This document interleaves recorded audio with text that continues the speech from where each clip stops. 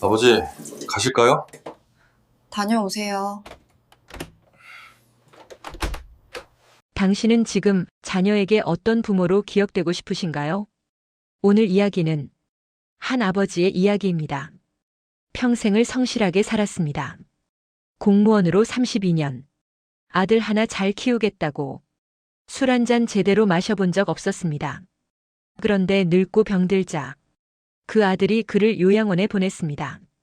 현관까지도 들어오지 않고 캐리어만 던져주고 떠났습니다. 아버지, 이제 저희도 더는 감당이 안 됩니다. 그 한마디가 70평생을 살아온 한 사람의 존엄을 바닥에 내던졌습니다. 하지만 아들은 몰랐습니다. 아버지가 45억짜리 땅을 가지고 있다는 것을, 그 땅 위에 자신의 회사가 신사옥을 짓는다는 것을, 그리고 그 프로젝트 책임자가 바로 자신이라는 것을. 12시간 후 아들의 인생이 무너졌습니다. 이것은 복수의 이야기가 아닙니다. 이것은 시험의 이야기입니다.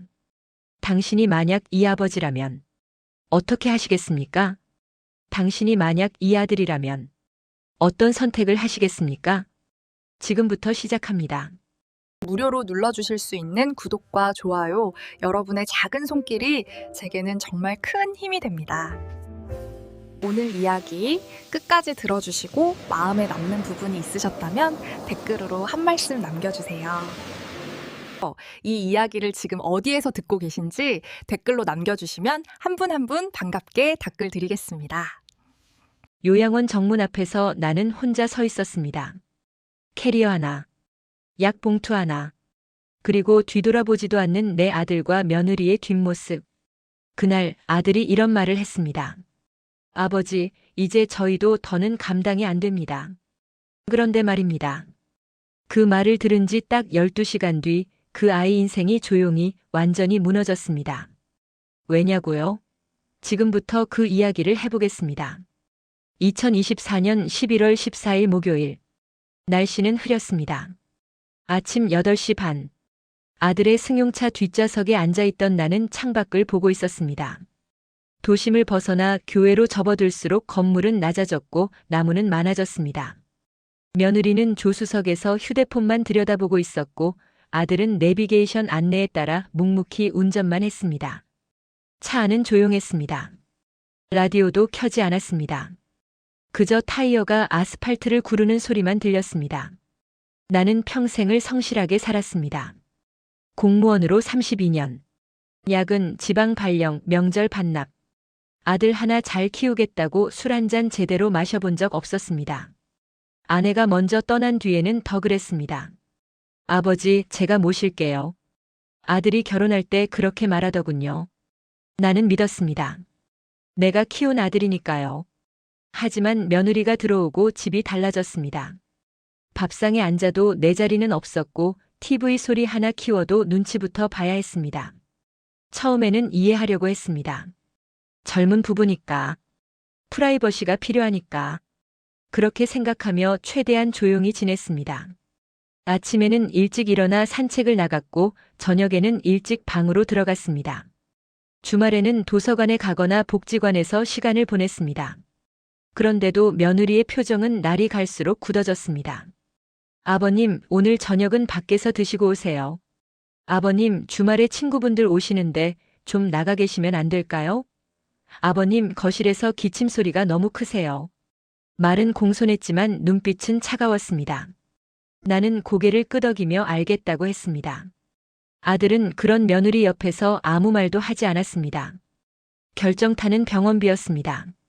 작년 겨울 나는 폐렴으로 입원했습니다. 2주간 병원 신세를 졌고 퇴원할 때 병원비가 200만 원 정도 나왔습니다. 건강보험 적용을 받았지만 간병비와 재증명 발급 비용, 특진료 등을 합치니 그 정도가 됐습니다. 나는 아들에게 미안해서 내 통장에서 돈을 인출하려고 했습니다. 그런데 며느리가 말했습니다. 아버지, 노후 대비는 하셨어야죠. 며느리는 웃으며 말했지만 그 눈은 계산기 같았습니다. 그날 저녁 나는 아들과 둘이서 이야기를 나눴습니다. 아버지 연금으로는 병원비 감당이 안 되시죠? 아들이 조심스럽게 말을 꺼냈습니다. 나는 고개를 끄덕였습니다. 미안하다. 그 말밖에 할 수 없었습니다. 아들은 한숨을 쉬었습니다. 아버지, 사실은요. 아들은 말을 이었습니다. 제 월급으로는 아이들 교육비랑 집 대출금 갚기도 빠듯해요. 여기에 아버지 병원비까지 계속 나가면 저희도 힘들어요. 나는 알고 있었습니다. 아들 부부가 경제적으로 여유롭지 않다는 것을. 큰아이는 초등학교 3학년, 작은아이는 유치원생. 학원비만 해도 매달 100만 원이 넘게 나간다고 들었습니다. 게다가 아파트 대출금도 아직 10년이 넘게 남아 있었습니다. 알겠다. 내가 알아서 하마. 나는 그렇게 대답했습니다. 하지만 아들은 고개를 저었습니다. 아버지, 솔직히 말씀드리면요. 아들은 잠시 망설이다가 말했습니다. 요양원 알아봤어요. 요즘 시설 좋아요. 그 말이 통보였다는 걸 나는 그때 알았습니다. 며느리가 얼마 전부터 노인 요양시설 팸플릿을 거실 테이블 위에 놓아두기 시작했을 때부터 예감은 하고 있었습니다. 하지만 막상 아들의 입에서 그 말이 나오니 가슴이 무너지는 것 같았습니다. 언제부터 알아봤니? 나는 조용히 물었습니다. 한 달 전부터요. 여러 곳 알아봤는데 여기가 제일 괜찮더라고요. 간호사도 상주하고 식사도 잘 나오고요. 한 달 전, 그때부터 이미 결정이 난 것이었습니다. 나는 아무 말도 하지 않았습니다. 아들은 그런 나를 보며 말했습니다. 아버지, 저희가 모시고 싶어도 현실적으로 어렵잖아요. 아버지도 이해하시잖아요. 이해. 그 단어가 마음에 걸렸습니다. 이해하라는 것이었습니다. 부모를 요양원에 보내는 자식의 입장을, 경제적 여건이 안 되는 현실을, 며느리의 불편함을. 나는 천천히 고개를 끄덕였습니다. 알겠다. 언제 가면 되니? 다음 주 목요일에 입소 날짜 잡았어요. 아들이 대답했습니다. 일주일. 이 집에서 보낼 수 있는 시간이 일주일밖에 남지 않은 것이었습니다. 나는 자리에서 일어났습니다. 잘 자거라. 그리고 내 방으로 들어왔습니다. 문을 닫고 침대에 앉았습니다. 가슴이 답답했습니다. 숨이 막혔습니다. 그날 밤 나는 잠을 이룰 수 없었습니다. 천장을 바라보며 지난 세월을 떠올렸습니다. 아들이 태어났을 때, 처음 걸음마를 했을 때, 초등학교에 입학하던 날, 중학교 때 반항하던 모습, 고등학교 때 대학 준비하느라 밤새 공부하던 모습, 대학 합격했을 때 함께 기뻐하던 날, 취업했을 때, 결혼했을 때, 모든 순간이 주마등처럼 지나갔습니다. 나는 그 모든 순간을 아들을 위해 살았습니다. 아내와 나는 우리 인생을 아들에게 투자했습니다. 좋은 학원을 보내기 위해 낡은 옷을 입었고 좋은 대학을 보내기 위해 여행 한 번 제대로 가지 못했습니다. 결혼할 때는 전세금을 보태주었고 아이가 태어났을 때는 육아용품을 사주었습니다. 그 모든 것이 당연하다고 생각했습니다. 부모니까. 자식을 위해 희생하는 것이 부모의 도리니까. 그런데 이제 내가 늙고 병들자 짐이 된 것이었습니다. 경제적 부담, 며느리의 불편함, 생활의 제약. 그런 이유로 요양원으로 보내지는 것이었습니다. 나는 쓴웃음을 지었습니다. 인생이란 참 아이러니했습니다. 젊었을 때는 부모가 자식을 키우고 늙어서는 자식이 부모를 버리는 것. 그것이 현실이었습니다. 일주일은 빠르게 지나갔습니다. 며느리는 내 짐을 쌌습니다. 아버님, 이건 가져가시고 이건 두고 가세요. 며느리는 능숙하게 내 물건을 분류했습니다. 필요한 것과 필요 없는 것, 가져갈 것과 버릴 것. 나는 그저 지켜보고만 있었습니다. 아들은 회사에 갔습니다. 평소와 다름없이. 오늘 아버지가 요양원에 가는 날인데도 목요일 아침, 나는 평소보다 일찍 일어났습니다. 마지막으로 이 집 구석구석을 둘러봤습니다. 거실, 주방, 화장실, 베란다. 5년간 살았던 이 집. 이제 떠나야 하는 이 공간. 손자들은 아직 자고 있었습니다. 나는 그 아이들 방문 앞에서 한참을 서 있었습니다. 작별 인사를 하고 싶었지만 깨우고 싶지 않았습니다. 아이들에게 할아버지가 요양원에 간다는 사실을 어떻게 설명했을지 궁금했지만 묻지 않았습니다. 8시가 되자 아들이 현관으로 나왔습니다. 아버지, 가실까요? 나는 고개를 끄덕였습니다. 며느리는 주방에서 설거지를 하고 있었습니다. 돌아보지도 않았습니다. 다녀오세요. 차가운 목소리로 한마디만 했습니다. 나는 대답하지 않았습니다. 그저 현관문을 열고 나섰습니다. 엘리베이터를 타고 지하 주차장으로 내려갔습니다. 아들의 차에 탔습니다. 캐리어와 약봉투를 트렁크에 실었습니다. 그것이 내가 가져가는 전부였습니다. 70년을 산 인생의 짐이 캐리어 하나에 담겼습니다. 차는 출발했습니다. 아파트 단지를 빠져나가 큰 길로 접어들었습니다. 신호등이 바뀌고 차들이 움직였습니다. 평범한 목요일 아침이었습니다. 1시간을 달렸습니다. 도심을 벗어나 교외로 들어서자 주변 풍경이 달라졌습니다. 높은 건물 대신 낮은 주택들이 보였고 복잡한 도로 대신 한적한 길이 나타났습니다. 간판도 줄어들었습니다. 나무가 많아졌습니다. 그리고 드디어 목적지가 보였습니다. 실버타운 행복요양원 하얀 건물에 파란색 간판이 달려 있었습니다. 차는 요양원 정문 앞에 멈췄습니다. 아들이 시동을 끄고 차에서 내렸습니다. 트렁크를 열고 내 짐을 꺼냈습니다. 나도 차에서 내렸습니다. 요양원 건물을 바라봤습니다. 3층짜리 건물. 깔끔해 보였습니다. 조경도 잘 되어 있었습니다. 입구에는 휠체어용 경사로도 설치되어 있었습니다. 시설은 좋아 보였습니다. 아들이 내게 캐리어를 건넸습니다. 아버지, 여기서. 아들은 말을 흐렸습니다. 나는 알아들었습니다. 여기까지만 배웅하겠다는 뜻이었습니다. 안으로 함께 들어가지 않겠다는 뜻이었습니다. 그래, 가봐라. 나는 담담하게 말했습니다.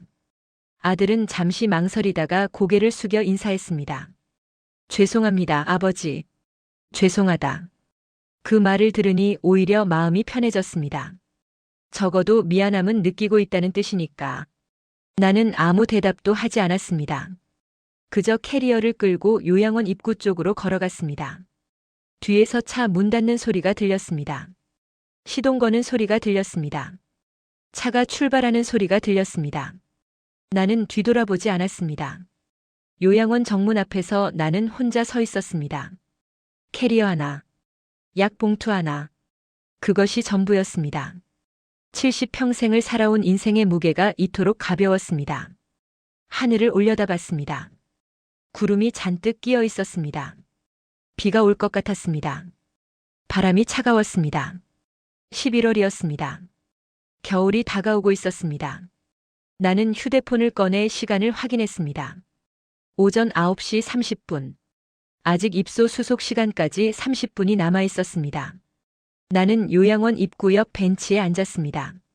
캐리어를 옆에 두고 약봉투를 무릎 위에 올려놓았습니다. 그리고 조용히 앉아 있었습니다.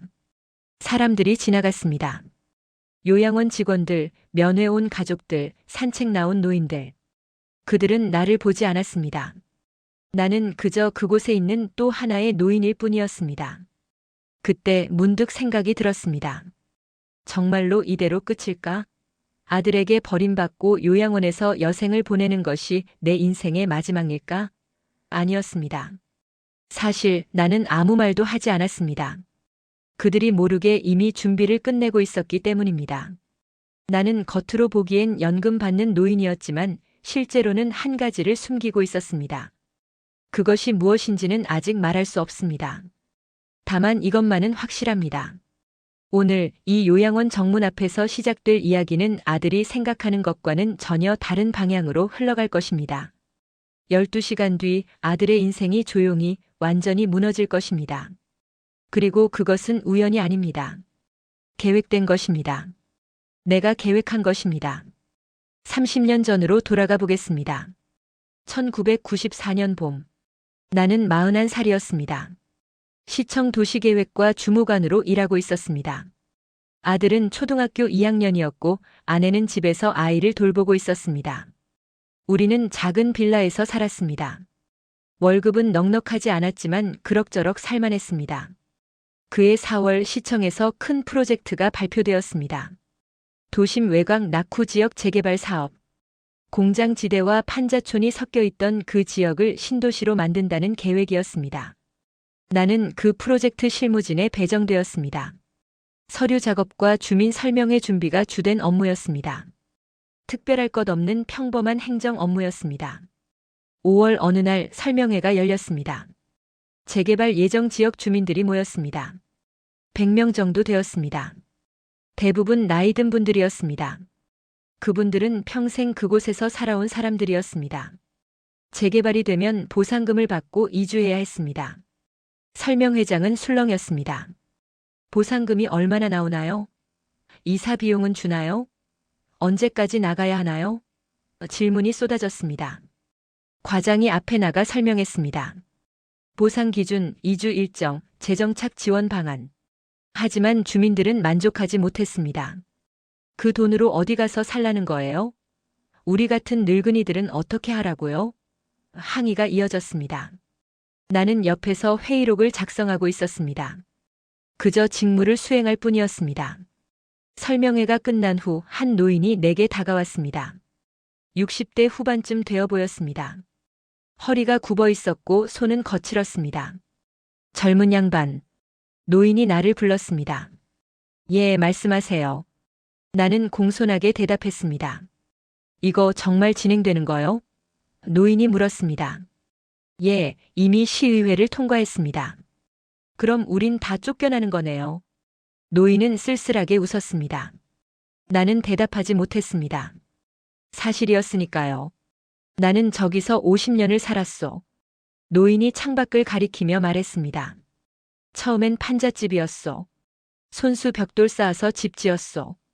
거기서 애들 낳아 키웠소. 이제 와서 떠나라니. 노인의 목소리가 떨렸습니다. 최선을 다해 보상해 드릴 겁니다. 나는 매뉴얼대로 대답했습니다. 보상이 무슨 소용이요? 돈으로 추억을 살 수는 없잖소. 노인은 한숨을 쉬며 돌아섰습니다. 나는 그 뒷모습을 바라봤습니다. 가슴 한구석이 답답했습니다. 하지만 어쩔 수 없는 일이었습니다. 재개발은 도시 발전을 위해 필요한 일이었고 나는 그저 공무원으로서 맡은 일을 할 뿐이었습니다. 감상에 젖을 여유는 없었습니다. 6월에 재개발 조합이 결성되었습니다. 주민들 중에서 조합원을 모집했습니다. 조합에 가입하면 재개발 후 새 아파트 분양권을 받을 수 있었습니다. 물론 추가 부담금을 내야 했습니다. 많은 주민들이 망설였습니다. 노후 자금이 넉넉하지 않았기 때문입니다. 하지만 일부는 가입했습니다. 미래를 위한 투자라고 생각한 것입니다. 그런데 조합 설립 과정에서 문제가 생겼습니다. 조합원 수가 법정 요건에 미달했던 것입니다. 재개발을 진행하려면 전체 토지 소유주의 75% 이상이 동의해야 했습니다. 하지만 실제 동의율은 68%에 불과했습니다. 프로젝트가 중단될 위기에 처했습니다. 시청은 비상이 걸렸습니다. 과장이 팀원들을 모아놓고 말했습니다. 어떻게든 동의율을 높여야 한다. 이 프로젝트가 무산되면 우리 부서 전체가 책임을 져야 한다. 우리는 다시 현장으로 나갔습니다. 미동의 주민들을 설득하기 위해서였습니다. 집집마다 방문했습니다. 조금만 더 생각해 보세요. 이건 좋은 기회입니다. 재개발되면 땅값이 몇 배로 오릅니다. 하지만 쉽지 않았습니다. 특히 노인들은 완강했습니다. 난 여기서 죽을 거요. 돈이 중요한 게 아니요. 내 집에서 나를 쫓아내지 마시오. 설득은 번번이 실패했습니다. 과장의 얼굴은 날이 갈수록 어두워졌습니다. 이러다 정말 프로젝트 엎어지겠어. 과장이 한숨을 쉬었습니다. 7월 어느 날 과장이 나를 따로 불렀습니다. 김주무관, 자네한테 부탁이 있네. 무슨 일이십니까? 사실은 말이야. 과장은 주변을 살피며 목소리를 낮췄습니다. 조합 측에서 제안이 들어왔네. 공무원 중 몇 명을 명목상 조합원으로 등록시켜주면 어떻겠냐고. 그게 무슨. 걱정 마. 실제로 돈을 내는 건 아니야. 그냥 이름만 올리는 거지. 동의율 채우려고. 나는 당황했습니다. 그게 합법입니까? 법적으로 문제는 없어. 조합원 자격에 거주 요건은 없거든. 토지나 건물 소유자 아니면 됨. 이게 편법이긴 한데. 과장이 말을 이었습니다. 자네도 알다시피 이 프로젝트 무산되면 우리 다 곤란해져. 시장님께서도 관심 많이 가지고 계시고 나는 난처했습니다. 거절하기도 애매했고 동의하기도 꺼려졌습니다. 그냥 서류상으로만 이름 올리는 거야. 나중에 프로젝트 진행되면 빼면 되고. 과장이 설득했습니다. 비용은 안 드나요? 그건 조합 측에서 처리한대. 나중에 분양권도 자네 명의로 나올 거야. 물론 그건 조합에 반납하면 되고. 생각 좀 해보겠습니다. 빨리 결정해줘. 시간이 없어. 나는 고민했습니다. 집으로 돌아와서도 잠을 이룰 수 없었습니다. 아내에게 말했습니다. 이거 괜찮은 걸까? 무슨 문제가 있는데요? 뭔가 떳떳하지 못한 것 같아서. 당신이 나쁜 일 하는 것도 아니잖아요. 그냥 이름만 빌려주는 거면. 아내는 대수롭지 않게 말했습니다. 그래도 게다가 분양권도 받는다고 했잖아요. 나중에 쓸모 있을 수도 있고. 결국 나는 동의했습니다. 다음 날 과장에게 말했습니다. 하겠습니다. 잘 생각했어. 서류 여기 사인만 하면 돼. 나는 서류에 서명했습니다. 조합 가입 신청서, 토지 분양 신청서, 여러 장의 서류에 도장을 찍었습니다. 이걸로 끝이야. 수고했네. 과장이 서류를 챙겨 넣었습니다. 그렇게 나는 재개발 조합원이 되었습니다. 물론 명목상으로만. 실제로 돈을 낸 것도 아니었고 조합 활동에 참여한 것도 아니었습니다.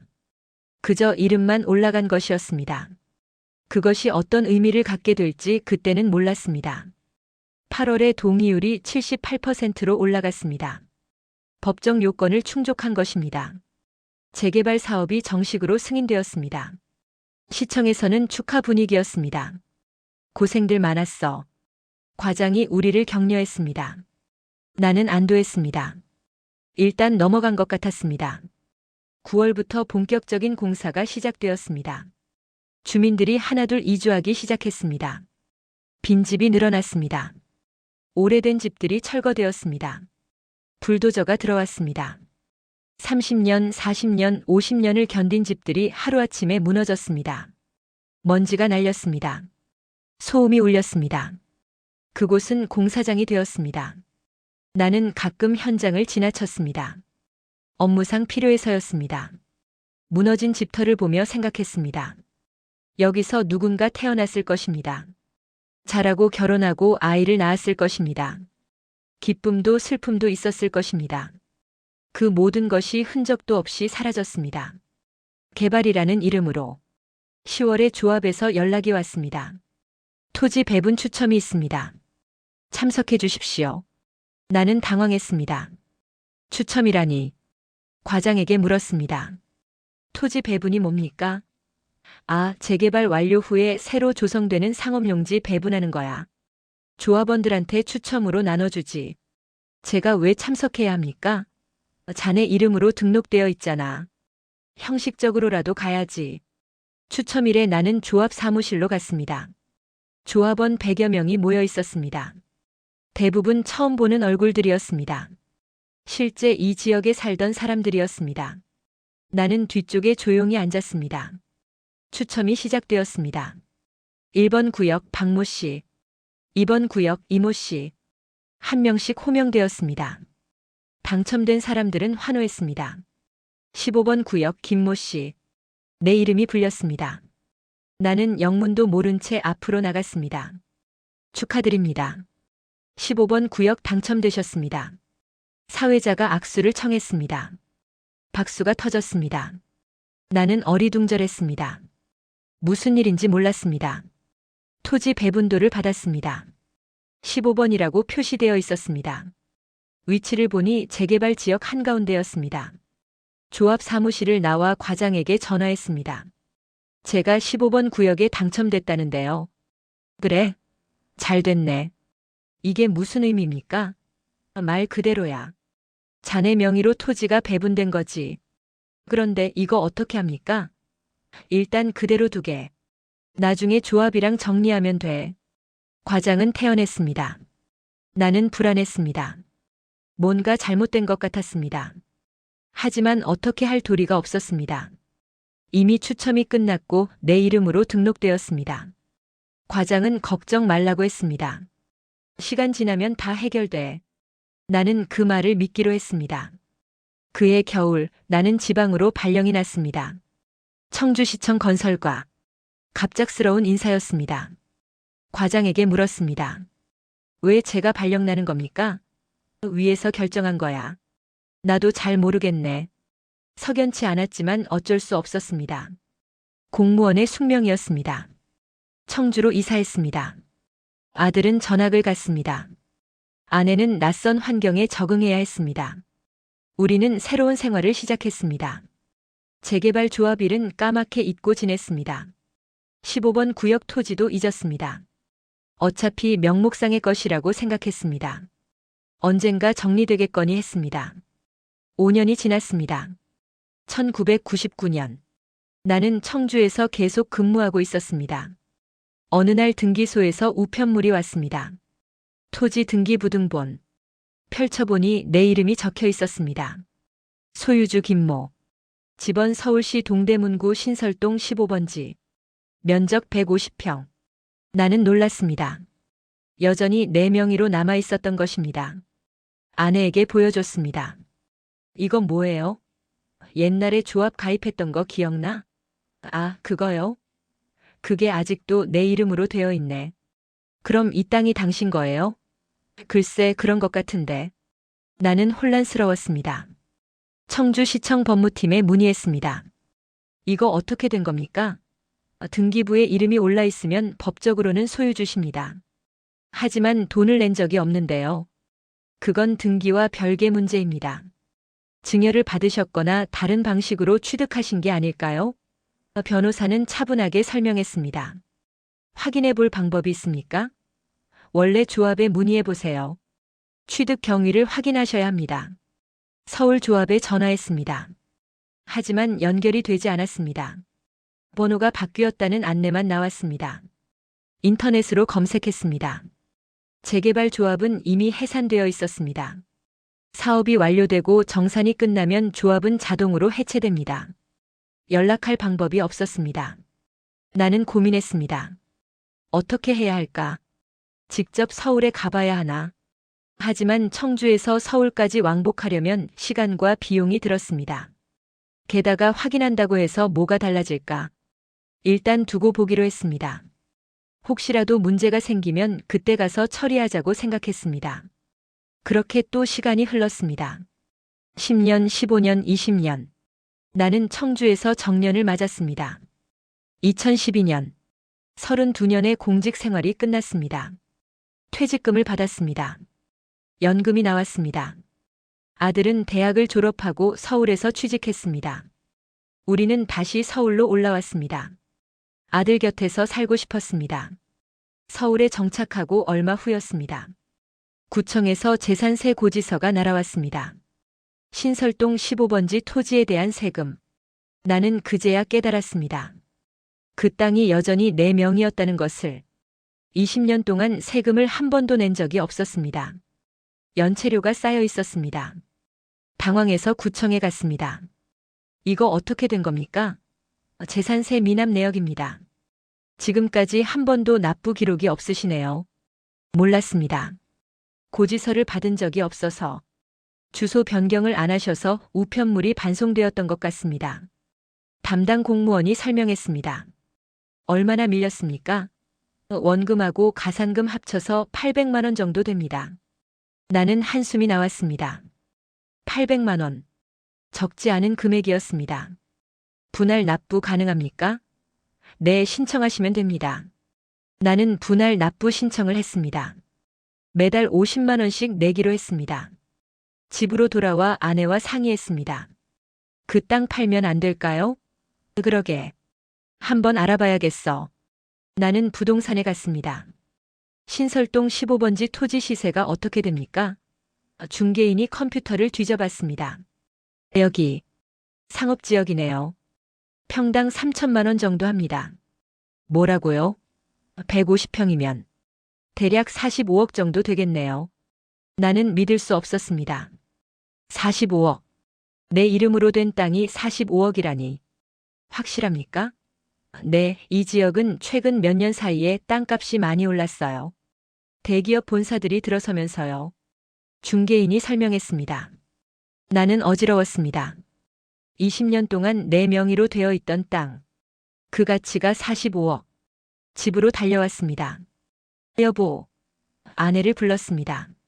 왜 그래요? 그 땅 45억이래요. 뭐라고요? 우리는 서로를 바라봤습니다. 믿기지 않았습니다.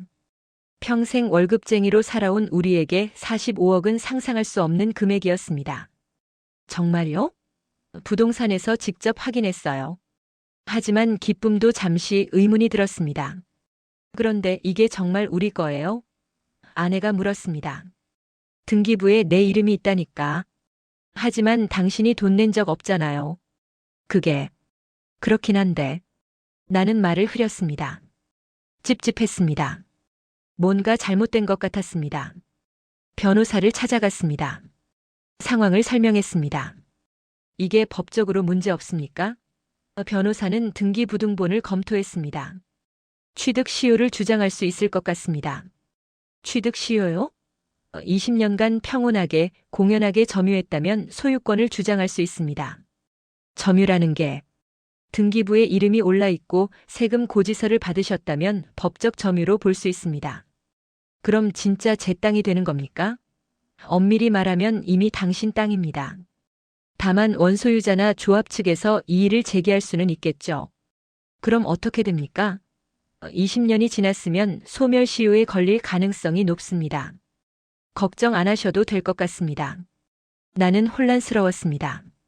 기쁜 건지 두려운 건지 알 수 없었습니다. 45억. 그 돈이 있으면 노후 걱정이 없었습니다. 아들에게도 도움을 줄 수 있었습니다. 하지만 떳떳하지 못했습니다. 내가 정당하게 취득한 재산이 아니었으니까요. 하지만 결국 나는 침묵하기로 했습니다. 아무에게도 말하지 않았습니다. 아들에게도 친구들에게도. 그저 조용히 세금만 냈습니다. 매달 50만 원씩.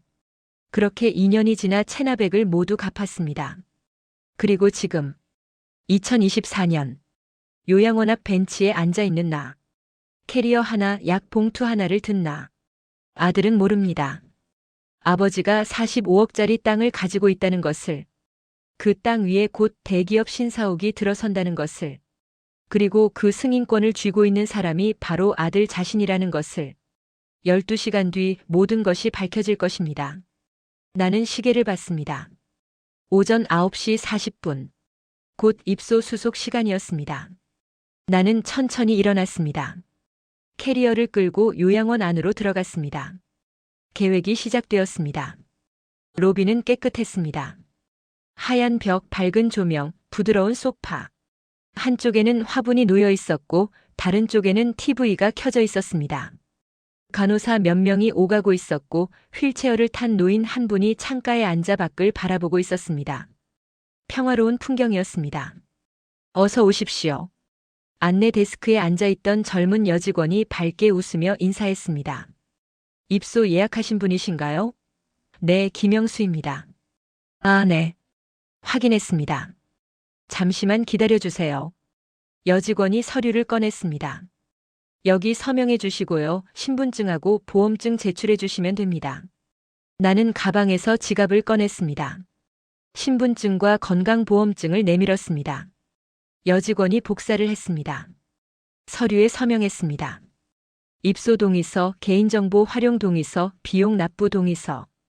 여러 장의 종이에 이름을 썼습니다. 보호자분은 안 오셨나요? 여직원이 물었습니다. 바쁜 사람이라서요. 나는 담담하게 대답했습니다. 그럼 월 납부금은 보호자 계좌로 자동이체 신청되어 있는데 맞으시죠? 네, 그렇습니다. 알겠습니다. 그럼 방으로 안내해 드리겠습니다. 여직원이 자리에서 일어났습니다. 나는 캐리어를 끌고 그녀를 따라갔습니다. 복도를 지나 엘리베이터를 탔습니다. 2층 버튼을 눌렀습니다. 엘리베이터 문이 열렸습니다. 복도 양쪽으로 방문들이 보였습니다. 201호, 202호, 203호. 번호가 붙어 있었습니다. 어르신 방은 207호입니다. 여직원이 앞장서서 걸었습니다. 문을 열었습니다. 들어가 보세요. 방은 작았습니다. 침대 하나, 옷장 하나, 작은 책상 하나. 창문이 있었습니다. 밖으로 나무가 보였습니다. 화장실이 딸려 있었습니다. 불편하신 점 있으시면 언제든 말씀하세요. 여직원이 말했습니다. 점심은 12시에 1층 식당에서 하시면 됩니다. 알겠습니다. 그럼 편히 쉬세요. 여직원이 나갔습니다. 문이 닫혔습니다. 나는 혼자 남았습니다. 침대에 앉았습니다. 캐리어를 열어 옷가지를 꺼내 옷장에 넣었습니다. 약봉투를 책상 위에 올려놓았습니다. 그리고 창밖을 바라봤습니다. 바람에 나무가 흔들렸습니다. 구름이 빠르게 지나갔습니다. 시계를 봤습니다. 오전 10시. 아들은 지금쯤 회사에 도착했을 것입니다. 출근해서 컴퓨터를 켜고 이메일을 확인하고 있을 것입니다. 커피를 마시며 오늘 일정을 체크하고 있을 것입니다. 아직은 아무것도 모릅니다. 곧 벌어질 일을. 나는 가방에서 휴대폰을 꺼냈습니다. 연락처를 찾았습니다. 변호사 박준호. 저장된 지 3개월 된 번호였습니다. 지난 8월 내가 이 모든 계획을 세우기 시작했을 때 찾아간 사람이었습니다. 통화 버튼을 눌렀습니다. 신호음이 울렸습니다. 여보세요. 익숙한 목소리가 들렸습니다. 변호사님, 저 김영수입니다. 아, 김 선생님. 어떻게 지내셨습니까? 잘 지냈습니다. 오늘 요양원에 입소했습니다. 그러셨군요. 그럼. 변호사의 목소리가 진지해졌습니다. 예정대로 진행하시겠습니까? 네, 진행하세요. 알겠습니다. 지금 바로 서류 발송하겠습니다. 대성건설 측에는 언제 통보됩니까? 오늘 오후 2시에 공문이 도착할 겁니다. 토지 소유주 변경 통지와 신사옥 건축 승인 보류 건으로요. 아들이 그 프로젝트 책임자라는 건 확인하셨죠? 네, 확실합니다. 대성건설 도시개발팀 김태준 부장. 따님 아들분 맞습니다. 나는 잠시 침묵했습니다. 아들 이름을 들으니 가슴이 먹먹했습니다. 하지만 흔들릴 수 없었습니다. 그럼 부탁드립니다. 걱정 마십시오. 모든 것은 합법적으로 진행됩니다. 토지는 선생님 명의가 확실하고 취득 시효도 완성되었습니다. 아무 문제 없습니다. 고맙습니다. 선생님 마음 편히 가지십시오. 선생님이 잘못하신 게 아닙니다. 변호사가 위로했습니다. 자식이 부모를 저버렸으면 대가를 치러야죠. 그렇게 생각하겠습니다. 통화를 끝냈습니다. 휴대폰을 내려놓았습니다. 나는 다시 창밖을 바라봤습니다. 하늘이 더 어두워졌습니다. 정말 비가 올 것 같았습니다. 지난 3개월이 떠올랐습니다. 8월 초 아들이 처음 요양원 이야기를 꺼냈을 때 그날 밤 나는 잠들지 못했습니다. 분노했습니다. 서러웠습니다. 배신감에 눈물이 났습니다. 하지만 동시에 깨달았습니다. 아들을 시험해야 할 때가 왔다는 것을. 내가 가진 것을 알게 되면 아들의 태도가 달라질까? 돈 앞에서도 여전히 나를 버릴까? 그것을 확인하고 싶었습니다. 아니, 확인해야만 했습니다. 다음 날 나는 변호사를 찾아갔습니다. 박준호 변호사. 인터넷에서 찾은 부동산 전문 변호사였습니다. 사무실에 들어가 상황을 설명했습니다. 신설동 15번지 토지. 20년간 내 명의로 남아있던 땅. 현재 시세 45억. 그리고 그 위치. 신설동 15번지요? 변호사가 눈을 크게 떴습니다. 네. 거기 지금 대성건설이 신사옥 부지로 알아보고 있는 곳 아닙니까? 그렇습니다. 그럼 선생님이 그 토지 소유주이시란 말씀입니까? 등기부에는 그렇게 되어 있습니다. 변호사는 서류를 검토했습니다. 등기부등본, 토지대장, 재산세 납부 내역. 한참을 들여다보더니 고개를 끄덕였습니다. 확실합니다. 법적으로 선생님 소유가 맞습니다. 그런데 말입니다. 나는 말을 이었습니다. 제 아들이 대성건설에 다닙니다. 예. 도시개발팀 부장입니다. 그 신사옥 프로젝트 책임자입니다. 변호사는 잠시 말이 없었습니다. 상황을 이해하는 것 같았습니다. 그럼 아드님은 이 사실을 모르시는 겁니까? 네, 아무도 모릅니다. 그런데 왜? 아들이 나를 요양원에 보내려고 합니다. 나는 담담하게 말했습니다. 짐이 되니까요. 변호사는 고개를 끄덕였습니다. 이해합니다. 저는 한 가지 확인하고 싶습니다. 내가 가진 것을 알면 아들이 달라질까? 아니면 여전히 나를 버릴까? 그래서 어떻게 하고 싶으십니까? 요양원에 들어간 다음 날 토지 소유주가 나라는 사실을 대성건설에 통보해 주십시오. 그럼 신사옥 프로젝트가 중단될 겁니다. 알고 있습니다. 아드님이 책임을 져야 할 겁니다. 그것도 알고 있습니다. 나는 변호사를 똑바로 쳐다봤습니다. 진행해 주십시오. 변호사는 한숨을 쉬었습니다. 선생님, 이건 아드님 인생을 망가뜨리는 일입니다. 아들이 먼저 내 인생을 버렸습니다. 하지만 변호사님, 저는 평생 성실하게 살았습니다. 아들을 위해 모든 것을 바쳤습니다. 그런데 늙고 병들자 짐이 된 겁니다. 이게 맞습니까? 변호사는 대답하지 못했습니다. 제가 원하는 건 복수가 아닙니다. 시험입니다. 아들이 진심으로 뉘우치고 돌아온다면 용서할 겁니다. 하지만 끝까지 돈만 보고 계산만 한다면 나는 말을 멈췄습니다. 그땐 정말로 인연을 끊을 겁니다. 알겠습니다. 변호사가 결심한 듯 말했습니다. 도와드리겠습니다. 고맙습니다.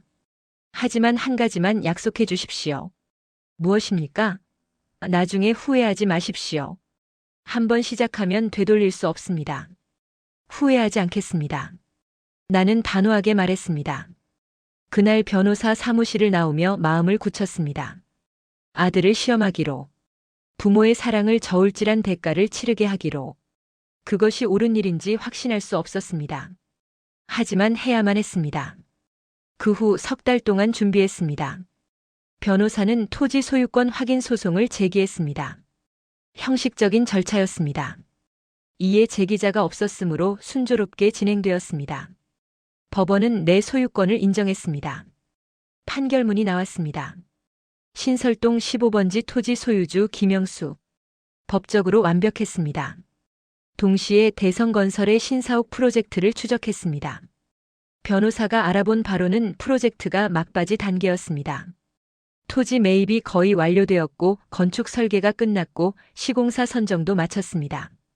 이사회 최종 승인만 남아 있었습니다. 11월 중순으로 예정되어 있었습니다. 그런데 문제가 하나 있습니다. 변호사가 말했습니다. 무엇입니까? 15번지 토지가 전체 부지의 정중앙입니다. 그게 왜 문제입니까? 그 땅 없이는 건물을 지을 수 없습니다. 설계상 핵심 위치거든요. 그럼 어떻게 됩니까? 대성건설은 그 토지를 반드시 확보해야 합니다. 선생님과 협상을 해야 하죠. 협상이요? 네, 매입 가격을 제시할 겁니다. 아마 시세보다 높게 부를 겁니다. 거절하면요? 프로젝트가 무기한 연기됩니다. 수천억 원 규모의 프로젝트가요. 나는 이해했습니다. 내가 쥔 카드가 얼마나 강력한지. 그럼 책임자는 어떻게 됩니까? 문책당할 겁니다. 토지 매입을 완료했다고 보고했는데 핵심 필지가 빠졌으니까요. 징계를 받습니까? 최소한 그럴 겁니다.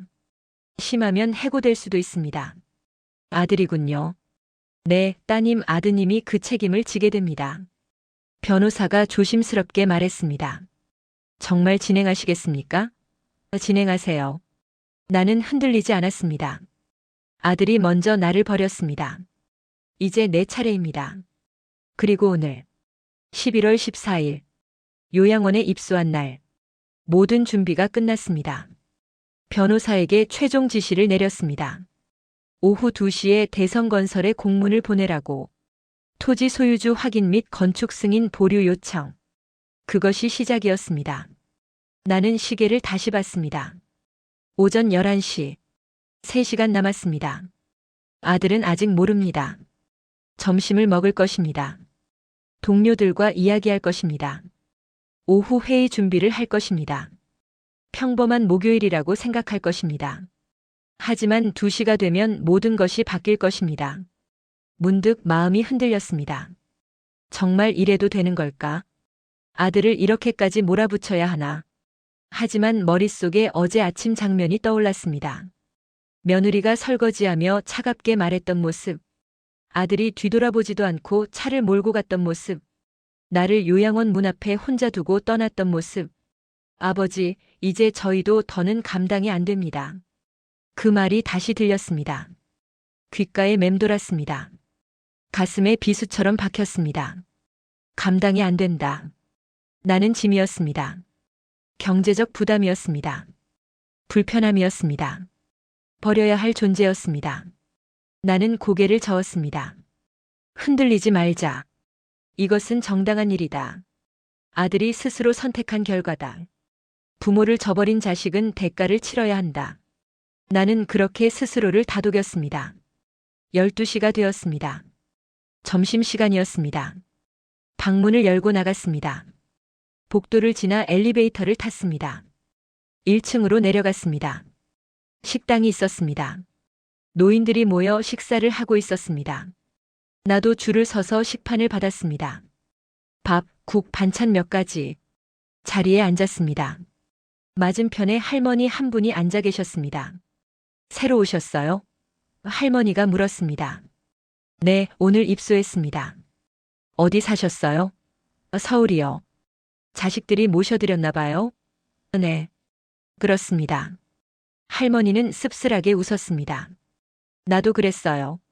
아들이 모시겠다고 했는데 결국 여기 왔네요. 그러셨습니까?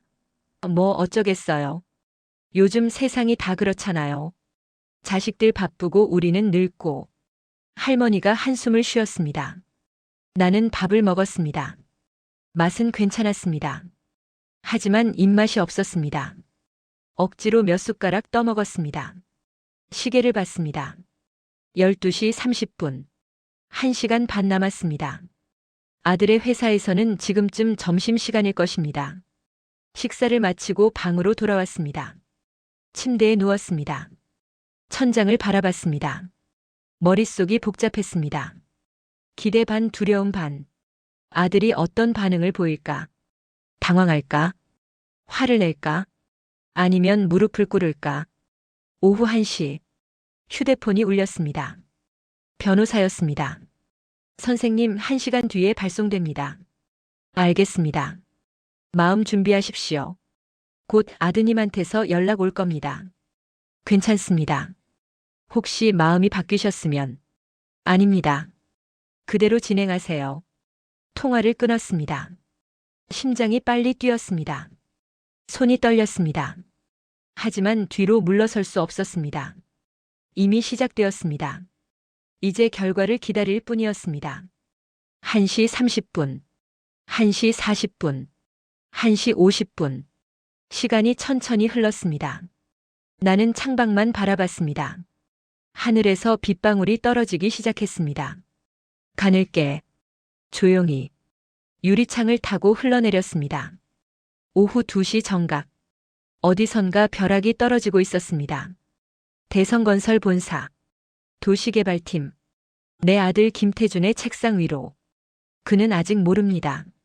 자신의 인생이 지금 이 순간 무너지기 시작했다는 것을. 나는 눈을 감았습니다. 기다렸습니다. 전화벨이 울리기를, 아들의 목소리가 들리기를. 그리고 그때 내가 무슨 말을 할지 이미 정해져 있었습니다. 어제 나버리고 간 대가다. 오후 2시 10분. 휴대폰이 울렸습니다. 하지만 아들이 아니었습니다. 변호사였습니다. 선생님, 발송 완료했습니다. 대성건설에 도착했습니까? 네, 이메일과 등기우편 동시 발송했습니다. 이메일은 이미 확인했을 겁니다. 알겠습니다. 곧 연락 올 겁니다. 준비하십시오. 통화를 끝냈습니다. 나는 침대에 앉아 휴대폰을 무릎 위에 올려놓았습니다. 화면을 응시했습니다. 언제 울릴까? 5분 후? 10분 후? 아니면 1시간 후? 기다림은 고통이었습니다. 오후 2시 23분. 휴대폰이 진동했습니다. 아들이었습니다. 나는 심호흡을 했습니다. 손이 떨렸습니다. 3번 신호음이 울린 후 받았습니다. 여보세요. 나는 침착하게 말했습니다. 아버지. 아들의 목소리가 다급했습니다. 무슨 일이니? 아버지, 지금 어디 계세요? 요양원이다. 어제 들어왔잖니? 아버지. 아들이 숨을 헐떡였습니다. 이게 무슨 일이에요? 무슨 일? 신설동 15번지 토지요. 아버지 명의라고 공문이 왔는데 이게 대체 무슨 소리예요? 나는 잠시 침묵했습니다. 아, 그거요? 아버지, 이거 농담 아니잖아요. 아들의 목소리가 떨렸습니다. 공포와 분노가 섞여 있었습니다. 농담 아니지. 사실이니까. 사실이라니. 아버지가 그 땅 주인이시라고요? 아, 그렇다. 언제부터요? 왜 저한테 말씀 안 하셨어요? 너한테 말할 이유가 있었니? 말할 이유죠? 아들이 소리쳤습니다. 저 지금 그 프로젝트 책임자예요.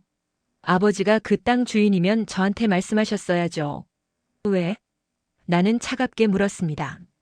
왜 말해야 하지? 아버지, 너는 나한테 요양원 보낸다고 말할 때 내 의견 물었니? 전화선 너머로 침묵이 흘렀습니다. 아들이 할 말을 잃은 것 같았습니다. 그건 뭐? 상황이 달라요. 어떻게 다른데? 아버지, 지금 그게 중요한 게 아니잖아요. 나는 씁쓸하게 웃었습니다. 그래, 지금 너한테 중요한 건 내 직장이지. 내 프로젝트지. 아버지 마음 같은 건 중요하지 않고. 아버지, 제발. 뭘 제발? 그 땅 파세요. 회사에 파시라고요. 안 판다. 뭐라고요? 아들의 목소리가 높아졌습니다. 왜 안 파세요? 시세대로 드릴게요. 아니, 더 드려도 돼요. 돈 문제가 아니다. 그럼 뭐예요? 시험이다. 시험이요? 너를 시험하는 거다. 나는 천천히 말했습니다. 아버지가 돈이 있으면 내 태도가 달라지는지, 아니면 여전히 나를 짐으로 볼 건지. 아버지, 무슨 소리 하시는 거예요? 어제 나를 버리고 갔잖니. 버렸다니요. 요양원에 모신 거잖아요. 모신 거? 나는 비웃었습니다. 현관까지도 안 들어오고 차에서 캐리어만 던져주고 간 게 모신 거니? 아버지, 저도 바빴어요. 바빴지. 알아. 너는 항상 바빴어. 아버지보다 중요한 게 많았지. 지금 이러시려고 그러세요? 아들이 절규했습니다. 제 인생 망가뜨리려고요? 내 인생? 나는 차갑게 말했습니다.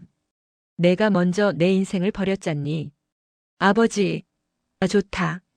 그 땅이 그렇게 필요하면 직접 와서 얘기하자. 지금 가겠습니다. 안 된다. 오늘은 면회 시간 끝났다. 아버지, 내일 와라. 내일 오후 2시. 그때 얘기하자. 아버지, 내일까지는 너무 늦어요. 오늘 당장 결정해야. 내일. 나는 단호하게 말했습니다. 그리고 혼자 와라. 며느리 데리고 오지 마. 통화를 끊었습니다. 손이 떨렸습니다. 가슴이 두근거렸습니다. 방금 무슨 짓을 한 걸까? 내 아들을 이렇게 몰아붙인 게 옳은 걸까? 하지만 돌이킬 수 없었습니다. 이미 시작되었습니다. 휴대폰이 다시 울렸습니다. 아들이었습니다. 받지 않았습니다. 또 울렸습니다.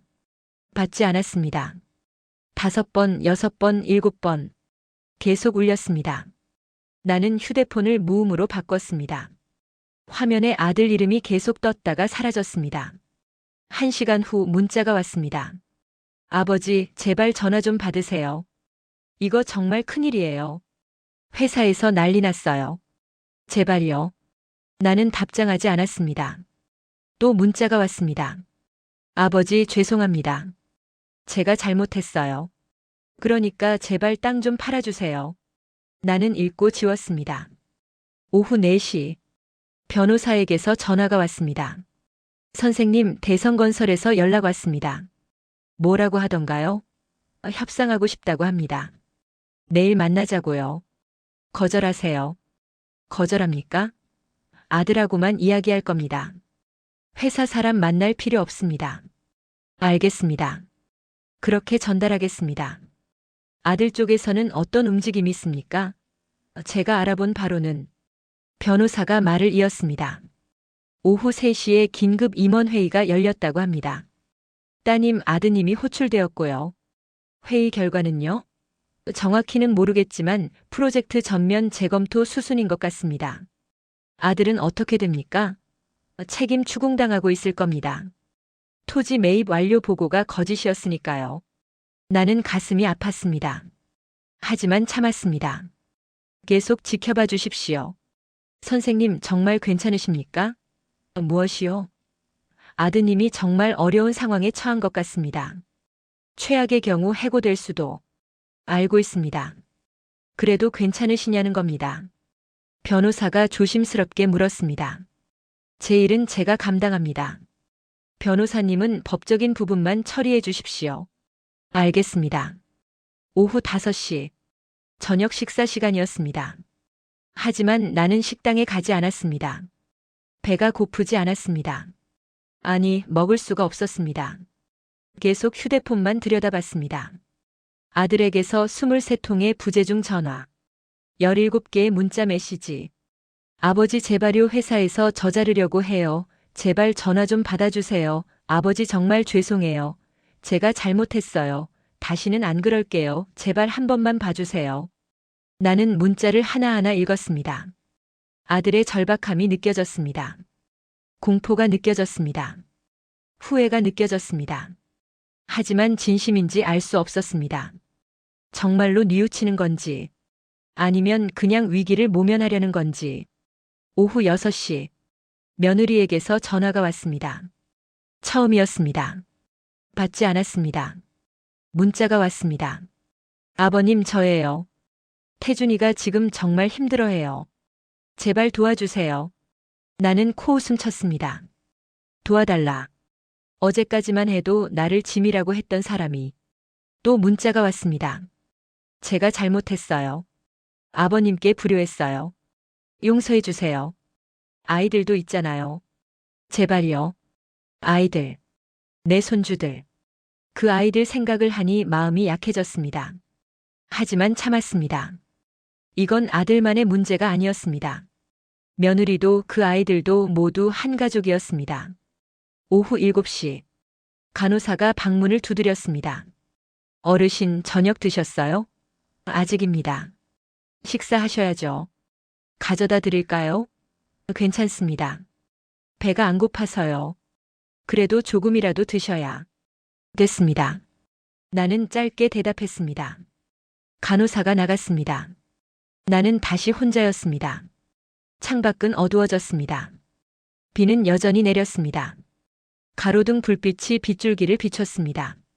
나는 그것을 멍하니 바라봤습니다. 오후 8시, 휴대폰이 또 울렸습니다. 모르는 번호였습니다. 받았습니다. 여보세요?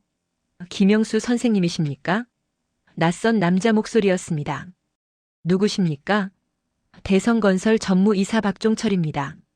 무슨 일이십니까? 선생님 신설동 15번지 토지 건으로 연락드렸습니다. 변호사를 통해 연락하시죠. 선생님 제가 직접 말씀드리고 싶어서요. 내일 뵐 수 있을까요? 아들하고만 이야기합니다. 선생님, 다른 말씀 없으시면 끊겠습니다. 선생님 잠깐만요. 박종철의 목소리가 급해졌습니다. 김태준 부장님은 저희 회사에 꼭 필요한 인재입니다. 그분 때문에 이 프로젝트가 여기까지 온 겁니다. 그래서요. 제발 협조 좀 부탁드립니다. 협조요? 나는 차갑게 웃었습니다. 제 아들이 저를 요양원에 버릴 때는 아무도 협조 안 했더군요. 그건 됐습니다. 더 이상 통화할 내용 없습니다. 전화를 끊었습니다. 오후 9시 또 전화가 왔습니다. 이번엔 정말 모르는 번호였습니다. 받지 않았습니다. 문자가 왔습니다. 선생님, 저는 대성건설 사장 최민수입니다. 꼭 한번 뵙고 싶습니다. 시간 내주시면 감사하겠습니다. 나는 피식 웃었습니다. 사장까지 나섰군요. 아들이 얼마나 공경에 처했는지 알 수 있었습니다. 답장하지 않았습니다. 오후 10시 마지막 전화가 왔습니다. 아들이었습니다. 이번엔 받았습니다. 아버지. 아들의 목소리가 떨렸습니다. 울고 있는 것 같았습니다. 내일 온다며. 나는 담담하게 말했습니다. 네. 가겠습니다. 혼자 오너라. 네. 그리고 태준아. 예, 아버지. 한 가지 물어보자. 네. 너는 정말로 뉘우치고 있니? 아니면 그냥 직장 살리려고 그러는 거니? 침묵이 흘렀습니다. 긴 침묵이었습니다. 아버지. 정말. 아들이 말을 더듬었습니다. 내일 보자. 그때 내 마음을 확인하겠다. 아버지. 그리고 명심해라. 네. 내가 원하는 건 돈이 아니다. 진심이다. 내 진심 말이야. 알겠습니다, 아버지. 전화를 끊었습니다.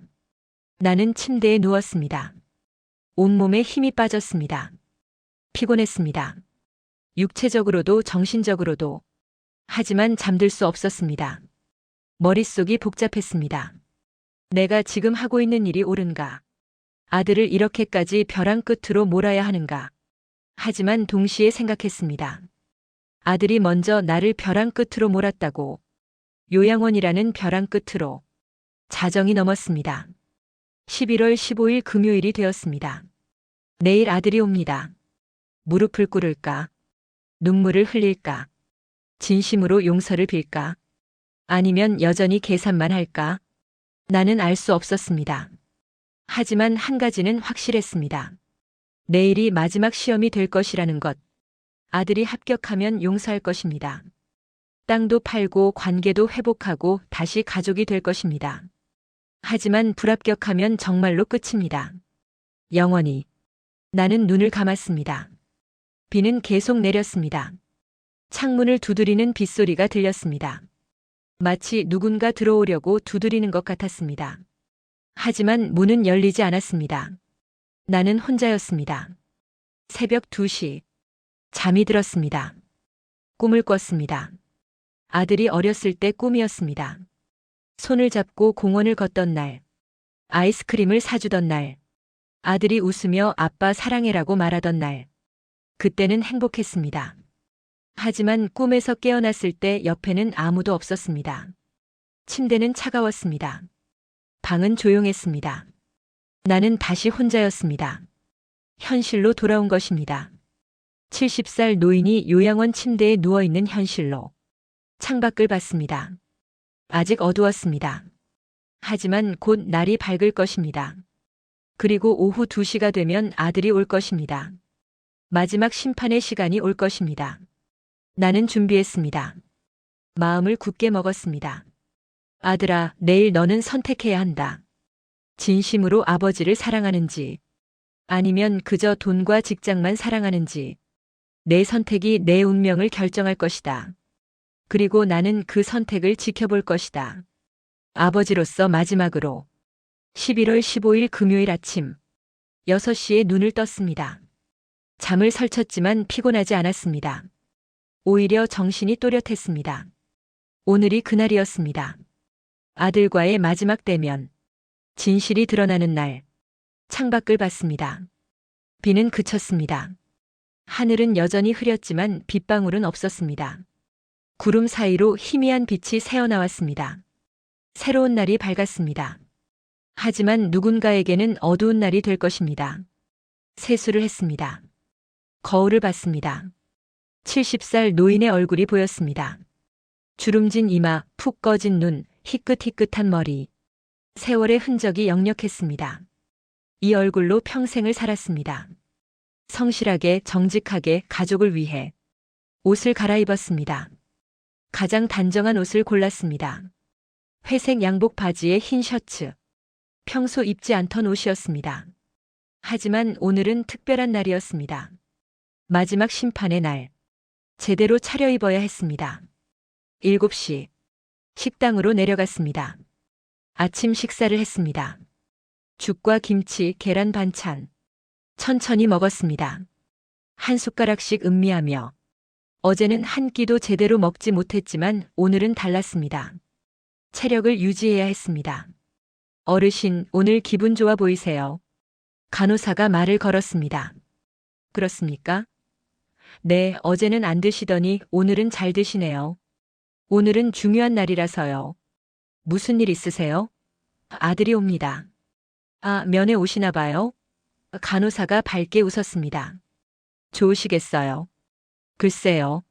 나는 애매하게 대답했습니다. 좋은 만남이 될지 모르겠네요. 간호사는 의아한 표정을 지었지만 더 묻지 않았습니다. 식사를 마치고 방으로 돌아왔습니다. 시계를 봤습니다. 8시. 아직 6시간 남았습니다. 긴 시간이었습니다. 어떻게 보내야 할까?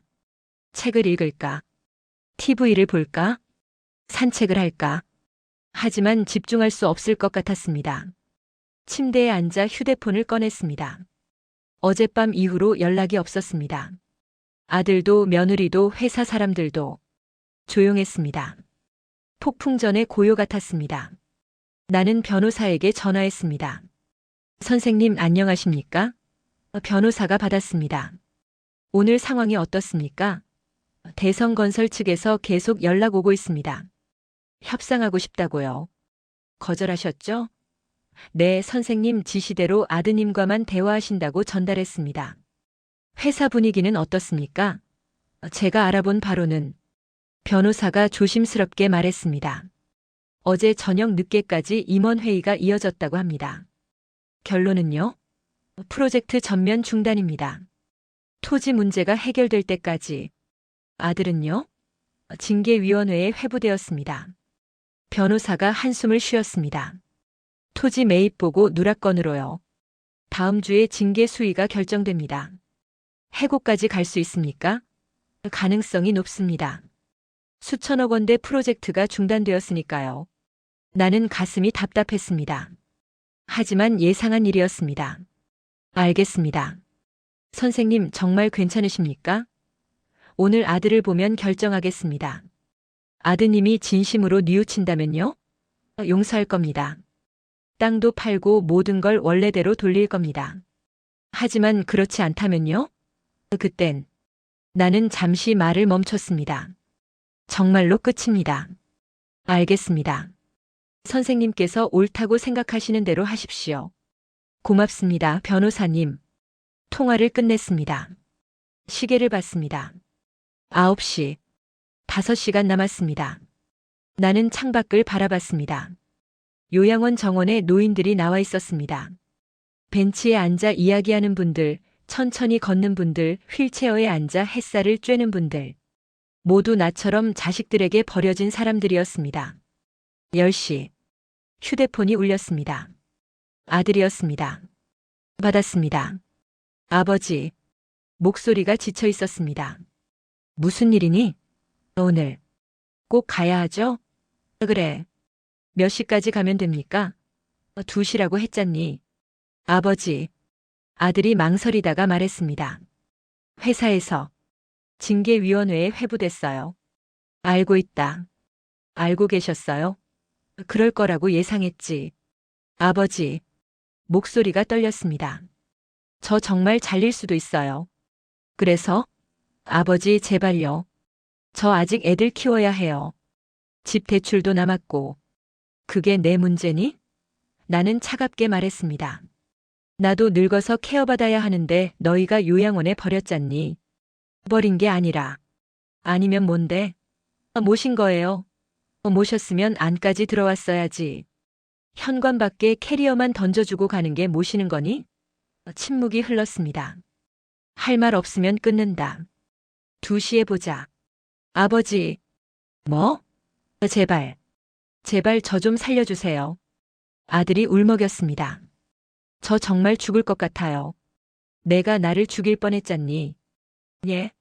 요양원 정문 앞에 혼자 서 있을 때 나도 죽고 싶었다. 아들이 숨을 삼키는 소리가 들렸습니다. 그때 내가 한 번이라도 뒤돌아봤니? 안으로 들어가는 나를 확인이라도 했니? 아니잖아. 그냥 차 몰고 가버렸지. 아버지. 2시에 보자. 그때 내 진심을 보여줘. 전화를 끊었습니다. 손이 떨렸습니다. 화가 났습니다. 동시에 슬펐습니다. 내 아들이 이렇게까지 추하게 구는 모습을 보는 게. 하지만 이것이 현실이었습니다. 돈 앞에 선 인간의 민낯이었습니다. 11시. 점심시간이 되었습니다. 하지만 식당에 가지 않았습니다. 배가 고프지 않았습니다. 긴장 때문이었습니다. 3시간 후면 아들이 옵니다. 어떤 모습으로 올까? 무릎을 꿇을까? 눈물을 흘릴까? 아니면 여전히 변명만 할까? 12시. 간호사가 노크했습니다. 어르신 점심 안 드세요? 괜찮습니다. 오늘 갈비찜 나왔는데요. 됐습니다. 입맛이 없어서요. 면회 오시는 분 때문에 긴장하시나 봐요. 간호사가 웃었습니다. 조금요. 괜찮으실 거예요. 가족이잖아요. 가족. 그 단어가 가슴을 찔렀습니다. 정말 우리는 가족일까? 아니면 그저 피로 연결된 남남일까? 오늘 그 답을 알게 될 것입니다. 1시. 옷매무새를 다시 정리했습니다. 거울을 봤습니다. 단정했습니다. 준비되었습니다. 침대에 앉아 기다렸습니다. 시계만 바라봤습니다. 초침이 째각거렸습니다. 한 초 한 초 시간이 흘렀습니다. 1시 30분. 휴대폰을 확인했습니다. 연락 없었습니다. 안 오는 건 아니겠지. 설마. 하지만 불안했습니다. 아들이 도망가면 어떡하지? 회피하면 어떡하지? 하지만 곧 고개를 저었습니다. 아니다. 올 것이다. 올 수밖에 없다. 직장이 걸려 있으니까. 1시 45분. 간호사가 내선 전화를 걸어왔습니다. 어르신 면회객 오셨어요. 심장이 쿵 내려앉았습니다. 누구죠? 아드님이라고 하시는데요. 알겠습니다. 1층 면회실로 가겠습니다. 네, 모시고 계시겠습니다. 나는 천천히 일어났습니다. 심호흡을 했습니다. 진정하자. 흔들리지 말자. 오늘은 내가 심판자다. 방문을 열고 나갔습니다. 복도를 걸었습니다. 엘리베이터를 탔습니다. 1층 버튼을 눌렀습니다. 엘리베이터가 내려갔습니다. 문이 열렸습니다. 로비가 보였습니다. 면회실 쪽으로 걸었습니다. 유리문 너머로 아들이 보였습니다. 의자에 앉아 고개를 숙이고 있었습니다. 핸드폰을 쥐고 있었습니다. 초췌해 보였습니다. 문을 열고 들어갔습니다. 아들이 고개를 들었습니다. 우리 눈이 마주쳤습니다. 아버지. 아들이 일어났습니다. 앉아라. 나는 맞은편 의자에 앉았습니다. 아들도 앉았습니다. 침묵이 흘렀습니다. 아들의 얼굴을 봤습니다. 눈이 충혈되어 있었습니다. 수염이 자라 있었습니다. 옷은 구겨져 있었습니다. 어젯밤 잠을 못 잔 것 같았습니다. 밤새 어떻게 지냈니? 내가 먼저 물었습니다. 잠을 못 잤어요. 왜? 아버지 생각에. 거짓말하지 마라. 나는 차갑게 말했습니다. 직장 생각에 잠 못 잔 거지. 아들이 고개를 떨어뜨렸습니다. 죄송합니다. 뭐가 죄송한데? 제가 아버지를 제대로 모시지 못한 것. 그래서 용서해 주세요. 아들이 고개를 숙였습니다. 다시는 그러지 않겠습니다. 어떻게 안 그러는데? 아버지를 다시 집으로 모셔가겠습니다. 요양원비 아까워서?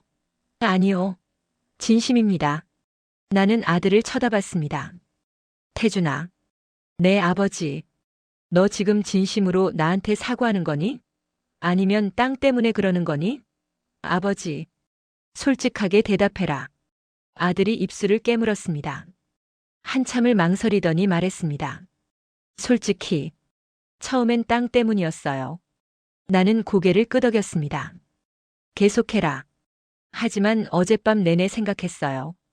제가 정말 잘못했구나. 뭘 잘못했는데? 아버지를. 사람이 아니라 짐으로 본 거요. 아들의 목소리가 떨렸습니다. 경제적 부담으로만 생각한 거요. 아버지 마음은 생각 안 한 거요. 그래서? 정말 죄송해요. 제가 불효자였어요. 나는 아들의 눈을 봤습니다. 진심인 것 같았습니다. 하지만 확신할 수 없었습니다. 태준아, 내가 한 가지 묻겠다. 내 아버지. 만약 내가 그 땅을 안 가지고 있었다면 어땠을까? 예. 내가 그냥 연금 받는 가난한 노인이었다면 너는 여전히 나를 요양원에 버렸을까? 아들이 대답하지 못했습니다. 솔직하게 말해봐. 아마도. 그랬을 것 같아요. 아들이 고개를 숙였습니다. 적어도 솔직하긴 하구나. 나는 쓴웃음을 지었습니다. 아버지, 좋다. 그럼 이제 내 조건을 말하겠다. 조건이요? 응. 내가 정말 뉘우쳤는지 확인할 조건. 뭔데요? 첫째, 오늘부터 나를 집으로 모셔가라. 네. 당연히 그러겠습니다. 둘째, 며느리한테 내 앞에서 사과하라고 해라. 알겠습니다. 셋째, 손주들한테 할아버지를 왜 버렸는지 설명해라. 아들의 얼굴이 굳었습니다. 아이들한테까지요? 응. 아이들도 알아야지. 할아버지가 어떻게 버려졌는지. 그래야 나중에 자기 부모는 안 버리지 않겠니? 아버지. 하기 싫으면 말고. 아니요, 하겠습니다. 아들이 고개를 끄덕였습니다. 마지막 조건이다. 네, 말씀하세요. 그 땅 대성건설에 팔겠다. 아들의 눈이 커졌습니다. 정말요? 대신 조건이 있다. 뭔데요? 돈을 내 명의로 받지 않겠다. 손주들 명의로 신탁 등록한다. 교육 자금으로만 쓸 수 있게. 예? 너희 부부는 그 돈에 손 못 댄다. 오직 아이들 교육비로만 쓴다. 대학 졸업할 때까지. 하지만 아버지, 그럼 너희는 너희 힘으로 살아라. 부모 재산 기대하지 말고. 아들이 망설였습니다. 갈등하는 게 보였습니다. 돈이 아까운 거였습니다. 40억 넘는 돈을 손주들한테만 주고 자기는 못 쓴다니. 어떻게 할 거니? 내가 물었습니다. 아들이 고개를 들었습니다. 눈물이 고여 있었습니다. 하겠습니다. 확실하니? 네. 아버지 말씀대로 하겠습니다. 후회 안 하겠니? 안 합니다. 나는 아들을 한참 바라봤습니다. 진심 같았습니다. 정말로 뉘우친 것 같았습니다. 하지만 마지막 시험이 남아 있었습니다. 태준아, 내 아버지, 일어나라. 아들이 일어났습니다. 무릎 꿇어라. 예? 무릎 꿇으라고. 아들이 망설였습니다. 주변을 둘러봤습니다. 면회실 밖으로 사람들이 보였습니다. 간호사들, 다른 노인들, 면회객들. 여기서 무릎을 꿇으면 다 볼 것입니다. 창피하니? 내가 물었습니다. 아니요. 그럼 왜 안 꿇어? 아버지, 내가 나한테 한 짓이 얼마나 창피한지 아니? 요양원 정문 앞에 혼자 버려졌을 때 내가 얼마나 창피했는지 아니? 아들이 입술을 깨물었습니다. 그리고 천천히 무릎을 꿇었습니다. 바닥에 두 무릎을 대고 앉았습니다. 고개를 숙였습니다. 아버지, 용서해 주세요. 목소리가 떨렸습니다. 정말 잘못했습니다. 눈물이 떨어졌습니다. 아들이 울고 있었습니다. 어깨가 들썩였습니다. 평생 후회하며 살겠습니다. 아버지, 목이 메었습니다. 제발 용서해 주세요. 나는 아들을 내려다봤습니다. 40대 중반의 어른이 무릎 꿇고 울고 있었습니다. 내 아들이, 내가 키운 아들이. 가슴이 미어졌습니다. 하지만 참았습니다. 일어나라. 아들이 고개를 들었습니다. 눈물 범벅이 된 얼굴이었습니다. 아버지, 일어나. 아들이 천천히 일어났습니다. 나도 일어났습니다. 아들 앞으로 다가갔습니다. 그리고 조용히 말했습니다. 태준아, 나는 내가 완벽한 아들이길 바라지 않는다. 그저 진심 어린 아들이길 바란다. 오늘 내 모습을 봤다. 처음엔 돈 때문이었지만 결국 진심으로 뉘우쳤다. 그것만으로 충분하다. 아버지, 땅은 팔겠다. 손주들 명의로. 너희 부부는 앞으로 스스로 열심히 살아라. 나도 집으로 돌아가겠다. 하지만 명심해라. 내 아버지, 이번이 마지막 기회다. 다시는 부모를 짐으로 여기지 마라. 돈으로 계산하지 마라. 사람은 언젠가 늙는다. 너도 늙을 것이다. 그때 내 자식이 너를 어떻게 대할지는 지금 내가 나를 어떻게 대하느냐에 달려있다. 아들이 고개를 끄덕였습니다. 명심하겠습니다, 아버지. 좋다. 그럼 이제 집에 가자. 지금요? 응. 지금 당장. 짐 싸겠다. 네. 아들이 환하게 웃었습니다. 오랜만에 보는 진짜 웃음이었습니다. 계산이 아닌 진심에서 나온 웃음이었습니다. 제가 짐 들겠습니다. 그래, 가자. 우리는 엘리베이터를 타고 2층으로 올라갔습니다. 207호 방으로 들어갔습니다. 아들이 캐리어를 꺼내 짐을 챙겼습니다. 옷가지를 넣고 약봉투를 챙겼습니다. 나는 창밖을 마지막으로 바라봤습니다. 이틀 동안 머물렀던 이곳. 이제 떠납니다. 로비로 내려갔습니다. 퇴소 수속을 했습니다. 벌써 나가세요? 간호사가 놀라며 물었습니다. 네, 아들이 모셔간답니다. 아, 좋으시겠어요. 간호사가 웃었습니다. 가족이 최고죠. 현관을 나섰습니다. 아들의 차가 서 있었습니다. 트렁크를 열고 짐을 실었습니다. 뒷좌석에 탔습니다. 아들이 운전석에 앉았습니다. 시동을 걸었습니다. 차가 출발했습니다. 요양원이 멀어졌습니다. 뒤돌아봤습니다. 하얀 건물이 작아졌습니다. 이틀 전 혼자 버려졌던 그곳. 이제 아들과 함께 떠납니다. 기분이 이상했습니다. 슬프기도 하고 기쁘기도 했습니다. 아버지. 아들이 운전하면서 말했습니다. 내가 가진 땅 이야기. 어머니는 아셨어요? 알고 계셨지. 왜 저한테는 안 말씀하셨어요? 말했으면 어땠을 것 같니? 아들이 대답하지 못했습니다. 솔직히 말해봐라. 아마 태도가 달랐을 거예요. 그래. 그게 문제다. 부모한테 재산이 있으면 잘하고 없으면 버리고. 그게 효도니? 죄송합니다. 이제부터는 진짜 마음으로 해라. 계산하지 말고. 네, 아버지. 명심하겠습니다. 차는 도심으로 들어갔습니다. 익숙한 풍경들이 지나갔습니다. 집으로 가는 길이었습니다. 30분 후 아파트 단지에 도착했습니다. 주차장에 차를 세웠습니다. 엘리베이터를 타고 올라갔습니다. 우리 집 앞에 섰습니다. 아들이 비밀번호를 눌렀습니다. 문이 열렸습니다. 저희 왔습니다. 아들이 큰 소리로 말했습니다. 며느리가 현관으로 나왔습니다. 나를 보더니 눈이 커졌습니다. 아버님, 다녀왔습니다. 나는 담담하게 말했습니다. 며느리가 당황한 표정으로 아들을 봤습니다. 아들이 고개를 끄덕였습니다. 여보, 아버지 모셔왔어. 하지만 앞으로 제대로 모실 거야. 우리가 잘못했어. 며느리가 나를 봤습니다. 뭐라고 할지 몰라 망설이는 것 같았습니다. 어서 들어오세요, 아버님. 결국 며느리가 말했습니다. 목소리는 떨렸지만 진심 같았습니다. 나는 신발을 벗고 집 안으로 들어갔습니다. 거실이 보였습니다. 소파, TV, 식탁. 모두 그대로였습니다. 하지만 분위기는 달랐습니다. 이틀 전과는 완전히 다른 느낌이었습니다. 할아버지, 손주들이 방에서 뛰어나왔습니다. 할아버지 왔다. 아이들이 내게 안겼습니다. 어디 갔다 오셨어요? 큰아이가 물었습니다. 잠깐 여행 다녀왔단다. 다시 안 가시죠? 작은아이가 물었습니다.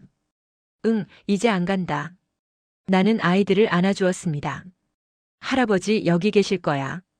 와. 아이들이 좋아했습니다. 나는 웃었습니다. 진심으로. 저녁이 되었습니다. 온 가족이 식탁에 둘러앉았습니다. 며느리가 준비한 저녁이 차려졌습니다. 밥, 국, 반찬. 평범한 저녁 식사였습니다. 하지만 특별했습니다. 아버님 드세요. 며느리가 공손하게 말했습니다. 고맙습니다. 나는 수저를 들었습니다. 밥을 한 숟가락 떠먹었습니다. 맛있었습니다. 집밥이었습니다. 아버지. 아들이 조심스럽게 말을 꺼냈습니다. 내일 회사 가서 땅 이야기하겠습니다. 그래. 그리고 변호사님께 연락해서 신탁 등록 진행하겠습니다. 알았다. 아버님. 며느리가 말했습니다. 제가 정말 죄송했습니다. 그동안 아버님을 힘들게 해드려서. 됐습니다. 이제 잘하면 되지요. 네. 앞으로 진심으로 모시겠습니다. 나는 고개를 끄덕였습니다. 그들이 진심인지 아직 확신할 수 없었습니다. 하지만 기회를 주기로 했습니다. 마지막 기회를. 그들이 정말 변했는지는 시간이 증명할 것입니다. 식사를 마치고 내 방으로 들어갔습니다. 침대에 누웠습니다. 천장을 바라봤습니다. 지난 이틀이 주마등처럼 지나갔습니다. 요양원 정문 앞. 혼자 서 있던 모습. 아들의 뒷모습. 그 모든 것이. 하지만 이제 끝났습니다. 아들은 시험을 통과했습니다. 완벽하진 않았지만 진심을 보였습니다. 그것으로 충분했습니다. 나는 용서했습니다. 아버지로서. 부모의 인생은 자식의 보험이 아닙니다. 하지만 자식의 거울이 될 수는 있습니다. 내가 아들을 대하는 모습이 아들이 손주를 대하는 모습이 될 것입니다. 그렇게 세대는 이어집니다. 나는 눈을 감았습니다. 피곤했습니다. 하지만 마음은 편했습니다. 집에 돌아왔습니다. 가족에게 돌아왔습니다. 비록 완벽하진 않지만 그래도 함께입니다. 창밖에서 빗소리가 들렸습니다. 다시 비가 내리기 시작했습니다. 하지만 이번엔 쓸쓸하지 않았습니다. 오히려 평화로웠습니다. 빗소리를 들으며 잠이 들었습니다. 깊은 잠이었습니다. 그날 밤 나는 꿈을 꿨습니다. 아내가 나왔습니다. 웃고 있었습니다. 잘했어요, 여보. 아내가 말했습니다. 우리 아들 제대로 가르쳤어요. 나는 아내에게 고개를 끄덕였습니다. 당신 덕분이요. 꿈에서 깨어났을 때 아침이었습니다. 11월 16일 토요일. 새로운 하루가 시작되었습니다. 새로운 시작이었습니다. 가족과 함께하는. 나는 일어나 창문을 열었습니다. 비는 그쳤습니다. 하늘이 맑았습니다. 햇살이 들어왔습니다. 좋은 아침입니다, 세상. 나는 혼잣말로 중얼거렸습니다. 그리고 웃었습니다. 진심으로. 70년을 살아온 인생. 여전히 배울 게 많았습니다. 용서하는 법, 사랑하는 법, 가족이 되는 법. 하지만 이제 알았습니다. 가장 중요한 건 진심이라는 것을. 돈도 재산도 명예도 아닌 오직 진심만이 사람을 사람답게 만든다는 것을. 그리고 그 진심이 가족을 진짜 가족으로 만든다는 것을. 나는 방문을 열고 나갔습니다. 거실로 갔습니다. 아들이 커피를 내리고 있었습니다. 아버지 주무셨어요? 응, 잘 잤다. 커피 드릴까요? 아, 그래, 고맙다. 아들이 커피를 건넸습니다. 나는 받아 마셨습니다. 따뜻했습니다. 쌉쌀했습니다. 하지만 좋았습니다. 아들과 함께 마시는 커피. 이것이 행복이었습니다. 거창한 게 아니었습니다. 그저 함께 있는 것. 그것만으로 충분했습니다. 아버지. 아들이 말했습니다. 사랑합니다. 나는 아들을 봤습니다. 그리고 대답했습니다. 나도 사랑한다, 아들.